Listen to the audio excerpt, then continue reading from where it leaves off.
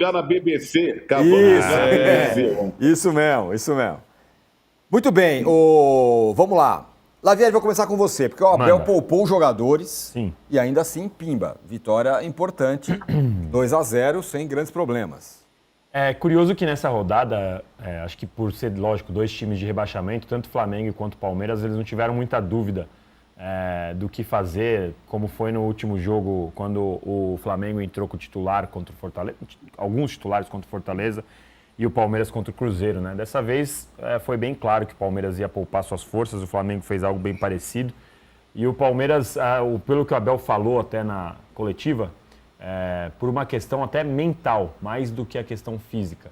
Porque o Palmeiras fez os 4-0 contra a LDU e teve que correr pouco para trás, né? Teve um desgaste, acho que muito mental, e durante a semana de concentração, teve aí uma análise de que o Andreas Pereira e o Vitor Roque eram dos dois jogadores que mais sentiram o desfalque, sem contar o Gomes e o Alan, que nem viajaram, né? Eles nem ficaram no banco de reservas. No caso do Andreas e do Vitor Roque, eles foram para lá. E o Palmeiras fez um jogo bastante seguro, até abrir os 2-0, quando aí cedeu um pouco para o Juventude, e aí apareceu o Carlos Miguel fazendo 3 defesas bem importantes, bem difíceis, inclusive. Mas a impressão é que o Palmeiras estava controlando tranquilamente esses 2-0 contra um Juventude já totalmente desmobilizado. A gente viu durante o campeonato o Juventude sendo um dono de casa difícil de ser batido, com a torcida em cima, mas dessa vez, nessa reta final agora, o Palmeiras teve essa sorte da tabela aí de encaixar, de encontrar o Juventude nesse momento. Ontem, uma partida legal do Felipe Anderson, um golaço, quando ele fez um domínio lindo e depois um gol com uma chapa entrando ali no ângulo do goleiro do Juventude. E uma partida segura, âncora, sem muitos sobressaltos. Acho que a grande questão a gente vai ficar analisando daqui para frente é sempre comparando os dois adversários. Acho que essa rodada ela era favorável ao Flamengo, que recebia o Sport em casa, um pouco mais difícil para o Palmeiras pela viagem. E tem a questão do Flamengo ter jogado no sábado, já ter vencido, então o Palmeiras entrou em campo já sabendo que não tinha o que fazer a não ser vencer o Juventude. Essa pressão sempre contra nessa reta final, mas o Palmeiras soube lidar muito bem e agora se prepara para enfrentar o Santos num clássico, como eu disse, o Santos totalmente desesperado para fugir da zona de rebaixamento. Juca, estamos vendo aí essa defesaça do Carlos Miguel, foi uma delas. Ele já está virando um destaque. Ontem foi um destaque grande do Palmeiras. Cuide, porque além do mais, não sei se você notou, âncora, ele fez uma defesa em que o Nenê quis encobri-lo do meio de campo e fez a defesa e saiu sorridente, mostrando que ele está já absolutamente relaxado no gol do Palmeiras, mostrando personalidade. E ele é muito grande, né? Eu não consigo entender por que ele não fez sucesso na Europa, na Inglaterra. Exatamente essa defesa. E depois, no final do jogo, ele fez algumas defesas muito importantes. Acho que ele está em casa já.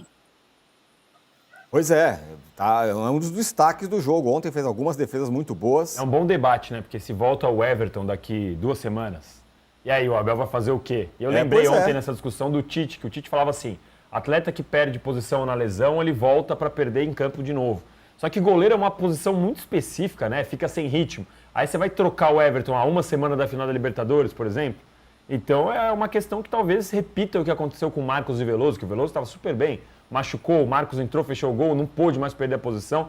É um bom debate que a gente vai ter quando o Everton tiver à disposição de novo do Abel Ferreira. Mais ou menos a questão do Paulinho também, né? Se o Paulinho volta em condições físicas de jogar, por exemplo, a final da Libertadores, desfaz a dupla Flaco-Roque? Não, aí não. Aí pra mim é Paulinho no banco e joga 20, 30 minutos, que nem foi no Mundial de Clubes.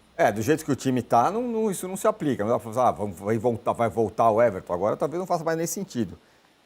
Arnaldo, diga. Como você votaria nessa nossa brilhante enquete? Físico. Eu sabia. Pelo amor de Deus, brilhante. Físico, eu sabia que você ia votar. Para mim, essa é a grande diferença da formação dos elencos de Palmeiras e Flamengo, né? Tudo bem, o Palmeiras tem as suas lesões. O Everton, Lucas Evangelistas e Paulinho. Mas não é pela questão da sobrecarga de jogos ou excesso de partidas e ritmo. Para mim, fica evidente a maior dificuldade do Flamengo em acompanhar essa toada quase que ininterrupta. A gente estava tentando formar aqui, o Danilo, antes de começar o programa, o encaixe das partidas até o final do Brasileiro, com Flamengo e Palmeiras na decisão da Libertadores, ou seja, não vai ter respiro nenhum, eles vão jogar na data FIFA, eles vão ter jogos antecipados para chegar todo mundo no dia 7 de dezembro em número iguais de jogos.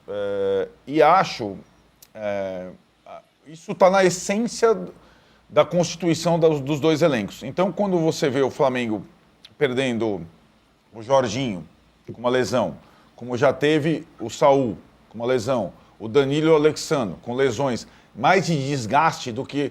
A lesão do Pedro é mais ou menos como as lesões do Palmeiras, digamos assim. Lesões de trauma. Trauma inesperado. Agora, se você projetar o número de desfalques que o Flamengo vai tendo, e vai ser assim na quarta-feira também contra o São Paulo, é bem maior que o do Palmeiras. E acho, Danilo, que o Felipe, eu imaginei que ele fosse mais radical contra o Sport, que ele preservasse mais gente, como fez o Abel em Caxias. Mas ele não foi tão assim. Ele tirou o Arrascaeta do começo, depois colocou o Arrascaeta. E o Felipe, em Fortaleza, ele não poupou praticamente ninguém. Isso vai provocando um acúmulo. Aí tem agora também a questão do Carrascal, que é uma questão da costela, não é uma questão do desgaste. Mas, para mim, essa batalha, essa maratona vai ser decidida... O talento é parecido na perna de cada um. E acho que o Palmeiras tem mais alternativas, condições, conhecimento, tempo de trabalho para revezar. É a minha impressão. O Flamengo vai ter que, além de talento, ele vai ter que ter gás para acompanhar essas duas frentes. Ainda mais porque ele está um pouquinho atrás, né? Ele não pode mais... Ele tem que... Quando o Palmeiras tropeçar, ele tem que ter vencido o seu jogo. E isso é praticamente uma campanha infalível até o final do campeonato. E a gente estava aqui, o Mauro, já na segunda rodada, durante o intervalo, colocando lá os fiéis da balança, né? A gente falou muito de quem pode... O Mirassol vai enfrentar os dois. O Mauro lembrou, o Atlético Mineiro vai enfrentar os dois. O Atlético Mineiro está lá com a questão da Sul-Americana na cabeça. E os dois bem na época ainda. Os dois bem na época da decisão da Sul-Americana no Paraguai. São 5 adversários em comum. Santos, Mirassol, Atlético, Fluminense e Ceará. Fluminense também, a gente não tinha lembrado. E, sobretudo, o Santos, que é um time que o Palmeiras vai pegar duas vezes. E o Flamengo uma vez, daqui a pouco. A situação do Santos se acontece o normal, se ele perde os 3 jogos, os 2 para o Palmeiras e 1 para o Flamengo, ele vai para a zona de rebaixamento. E aí, cara, faltando 6 rodadas, tal, vai ser um desespero. Mas eu acho ainda aberta a luta, imprevisível, mas acho que nessa dupla frente, o Palmeiras, pela formação do elenco, pela juventude do seu elenco, pela força física, pela energia, que foi a palavra depois do jogo da LDU. Energia. E o futebol cada vez mais energia. Menos talento e mais energia.